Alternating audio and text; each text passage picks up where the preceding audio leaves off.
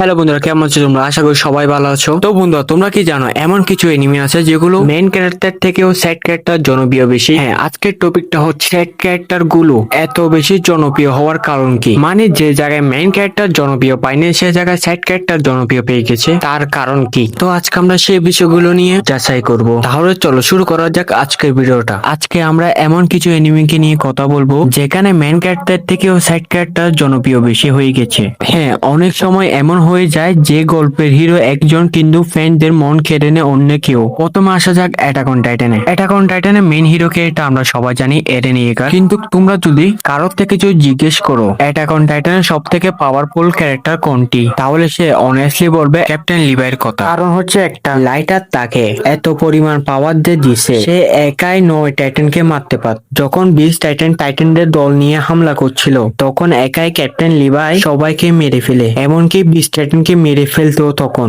তো বুঝতে তো পারছো ক্যাপ্টেন লিভাই কত পরিমাণ ডেঞ্জারাস ক্যারেক্টার, তাই জন্য তার ফ্যান ফলোয়ার বেশি। সেকেন্ড যে এনিমিটা আছে সেটা হচ্ছে ডিমন স্লেয়ার। এই এনিমিটা হিরো হচ্ছে তানজিরো কামাডো।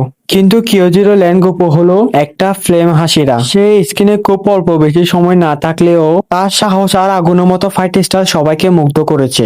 আর আকুজার সাথে তার লাস্ট ফাইট এতটা এপিক ছিল যে খুব অল্প সময়ের মধ্যে ফ্যানদের প্রিয় একটা চরিত্র হয়ে যায়। তার লাস্ট ফাইটটা কিন্তু অনেক একটু ক্রেজি ছিল। সে যখন মারা গেছে অনেকে ইমোশনাল হয়ে গেছে। তৃতীয় নম্বর যে এনিমিটা আছে সেটা হচ্ছে নারুটো।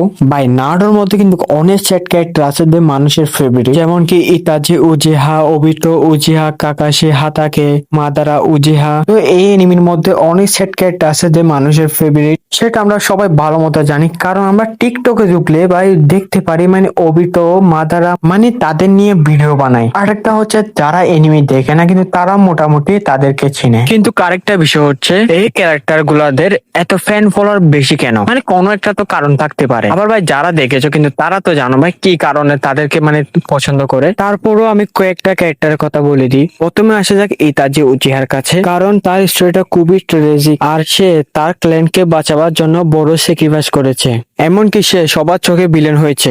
ভাই আরেকটা কথা হচ্ছে ইতাজি যখন প্রথমবারের মতো এন্ট্রি নিয়েছিল সবাই মনে করেছে ভিলেন।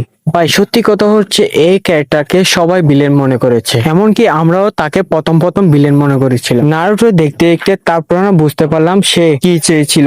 ইতাজির কিন্তু লাস্ট ফাইটটা খুবই ইমোশনাল ছিল।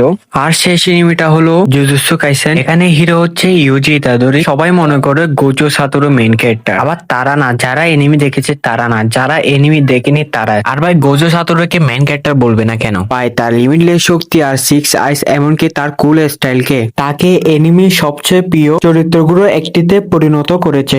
ভাই ভিডিওটা যদি সবার থেকে যদি ভালো লাগে তাহলে অবশ্যই সাবস্ক্রাইব করিবে। তো এখন সবাইকে আল্লাহ হাফেজ, দেখা হবে আরেকটি ভিডিওতে।